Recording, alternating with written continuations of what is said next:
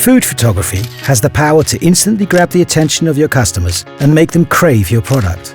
With a few tips and tricks, your smartphone can become a powerful tool to capture stunning images for your social media, website, or menu. To accentuate the color and textures of food, nothing beats natural light. You can find the best light by placing your food near or next to a window.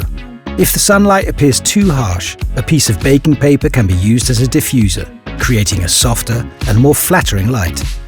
A great tip to lighten any shadows is to use a white cardboard for reflection. This ensures that details aren't lost in the dark.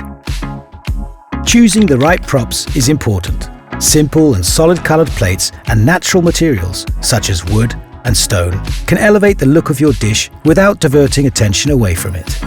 Make sure that food, plates and cutlery match well. Enhance the visibility of delicious ingredients to offer context and indicate freshness. The composition of your shot is crucial. It guides the viewer's eyes and can make a simple dish look great on social media. Experimenting with angles can change the story of the photo. A top-down shot works well with dishes like pizza or salads. Side angles are great for burgers, stacks or pancakes. Adjusting exposure, contrast and color temperature can enhance the overall food appeal.